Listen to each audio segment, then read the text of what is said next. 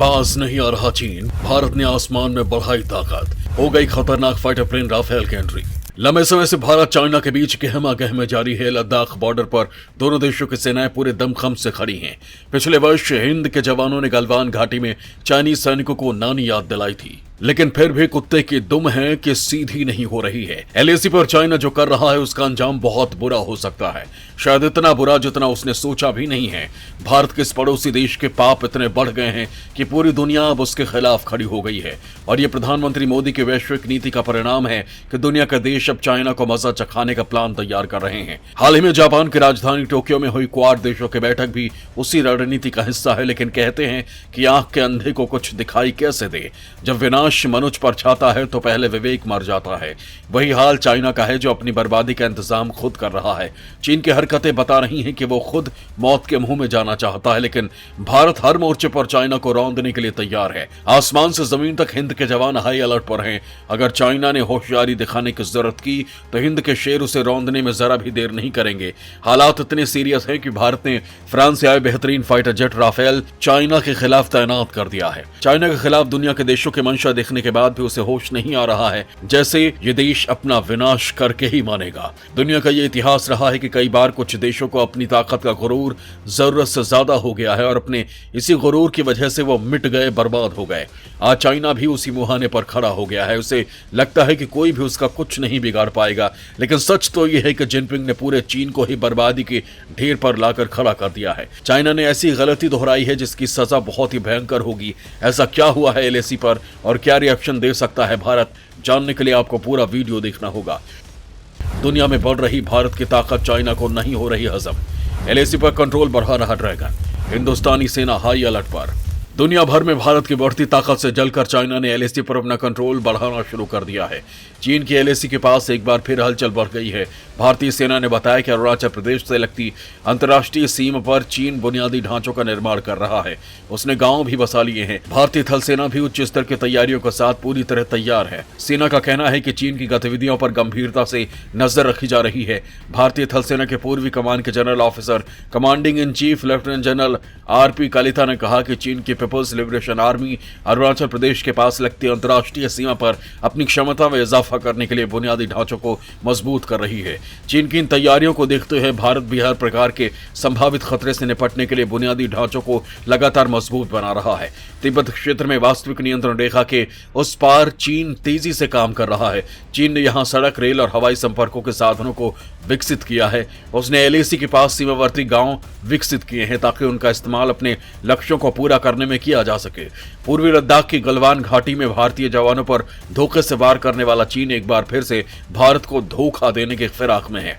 चीनी ड्रैगन ने लद्दाख विवाद के बीच भारत से लगती वास्तविक नियंत्रण रेखा पर अक्साई चीन से लेकर अरुणाचल प्रदेश तक अपनी वायुसेना के लिए 10 नए एयरबेस बना लिए हैं। चीन बातचीत का झांसा देकर लगातार लद्दाख में भारत के दावे वाले इलाकों में लंबी दूरी तक निगरानी करने वाली सीसीटीवी कैमरे लगा रहा है और आधारभूत ढांचे बना रहा है ताकि भारतीय सेना की हर हलचल पर नजर रखी जा सके।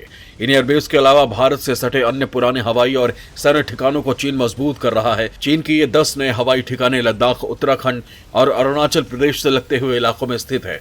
भारतीय सेना का अनुमान है कि चीन बातचीत का झांसा देकर भारतीय इलाके पर अपने दावे को मजबूत करने में जुट गया है। भारत के साथ बातचीत के नाम पर मिल रहे समय का इस्तेमाल चीनी सेना ने अपने लद्दाख के उन सैन्य ठिकानों को मजबूत करने में कर रही है जिन पर उसने अवैध कब्जा कर रखा है। चीन की इस चाल को देखते हुए भारत लगातार चीन के साथ लगती सीमा पर अपनी रक्षा तैयारी को बदल रहा है। भारत ने भी चीन के बराबर सेना, तोपे और युद्धक वाहन तैनात किए हैं। एलएसी के उस पार चीन ने न सिर्फ गांव विकसित किए हैं बल्कि रेल लाइन, सड़क और हवाई संपर्क के साधन भी विकसित करने शुरू कर दिए हैं। चीन की ओर से संभावित खतरे को देखते हुए भारतीय सेना ने एलएसी पर थल सेना के 6 अतिरिक्त डिवीजन तैनात कर दिए हैं। सैनिकों की संख्या बढ़ाने के लिए दूसरे मोर्चों से भी जवानों को बुलाया गया है। क्या चाइना अपनी चाल में कामयाब हो पाएगा? चाइना के इस हिमाकत का क्या अंजाम होगा? क्वाड यूनियन का क्या होगा रुख?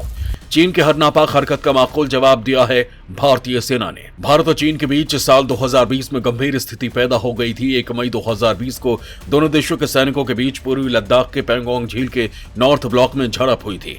इस झड़प में भारत के 20 जवान शहीद हुए थे। वहीं चीन ने इस झड़प में मरने वाले चीनी सैनिकों की संख्या का खुलासा नहीं किया था। ऑस्ट्रेलिया अखबार द क्लैक्स ने यह दावा किया था कि गलवान में चीनी सेना के 38 सैनिक मारे गए थे। एंथनी क्लान की अगुवाई वाली स्पेशल रिपोर्ट में बताया गया कि चीन के 38 सिपाही उस रात गलवान नदी में बह गए थे। इस रिसर्च रिपोर्ट ने ड्रैगन के सभी प्रोपेगेंडा को ध्वस्त कर दिया था। इसके बाद भी चाइना की अकड़ कम नहीं हुई, इसलिए उसकी अकड़ ठिकाने लगाने के लिए भारतीय सेना का जोश आई है। भारतीय सेना जंग के हालातों वाली तैयारी में जुट गई है। चीन को ईंट का जवाब पत्थर से देने के लिए सेना किसी भी मोर्चे पर कमी नहीं छोड़ना चाहती है। लाइन ऑफ एक्चुअल कंट्रोल यानी वास्तविक नियंत्रण रेखा के पास इंडियन आर्मी और इंडो तिब्बत बॉर्डर पुलिस संयुक्त सैन्य अभ्यास कर रही है। लद्दाख से लेकर अरुणाचल प्रदेश तक भारतीय सुरक्षा बल सैन्य अभ्यास में जुट गए हैं। इस कवायद की मंशा जंग के लिए ज्यादा से ज्यादा तैयार रहना है। भारत देपसान प्लेन तक पहुंचने के लिए वैकल्पिक सड़कों का निर्माण कर रहा है। इसके अलावा नुब्रा वैली के साथ कनेक्टिविटी बढ़ाई जा रही है। LAC के पास अतिरिक्त बल को तैनात किया गया है। चीन की किसी हिमाकत का जवाब देने के लिए ये कदम उठाया गया है। हिंदुस्तान की सेना का पराक्रम पाकिस्तान को बखूबी मालूम है। 1965, 1971 या फिर 1999 का करगिल युद्ध भारतीय सेना ने पाकिस्तान को भारत से जबरदस्त हार का सामना करना पड़ा। चीन को लगता है कि वो हिंदुस्तान की सेना को हरा देगा, जबकि चीन की सबसे बड़ी कमजोरी ये है कि उसे युद्ध का अभ्यास ही नहीं है। हिंदुस्तान ने आखिरी युद्ध करीब 21 साल पहले लड़ा था, जबकि चीन ने आखिरी बार 41 साल पहले युद्ध लड़ा था। जहां हिंदुस्तान ने 99 में करगिल की जंग में पाकिस्तान को उसकी नानी याद दिला दी थी, तो वहीं 17 फरवरी 1979 से 16 मार्च 1979 तक चले युद्ध के बीच में चीन के वियतनाम ने धूल चटा दी थी। बीते 41 साल में चीन की सेना में अब ऐसा कोई भी जवान या अधिकारी ही नहीं बचा जिसे युद्ध लड़ने का अनुभव होगा, लेकिन भारतीय सेना के शौर्य का लोहा आज पूरा विश्व मान रहा है। युद्ध हुआ तो क्वाड देश सबसे पहले भारत की मदद के लिए आगे आ सकते हैं। अगर क्वाड देश भारत की मदद करेंगे तो भारत अब क्षेत्र में सबसे मजबूत हो जाएगा। LAC पर चीन का चक्रव्यूह हो या LOC पर पाकिस्तान की नापाक हरकत, भारत भविष्य में होने वाले किसी भी हालत से निपटने के लिए कई गुना ज्यादा ताकतवर हो जाएगा।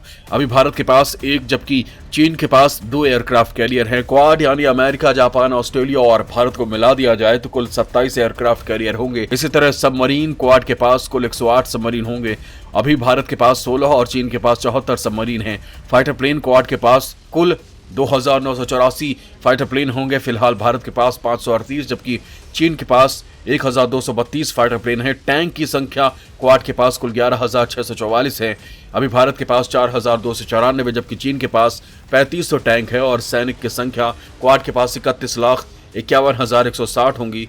अभी भारत के पास 14,44,000 जबकि चीन के पास 21,83,000 सैनिक है। जाहिर सी बात है कि क्वाड भारत की सैन्य शक्ति में न सिर्फ इजाफा कर रहा है बल्कि युद्ध के हालात में चीन और पाकिस्तान के खिलाफ भारत के साथ अमेरिका और जापान जैसे देशों का साथ भी होगा।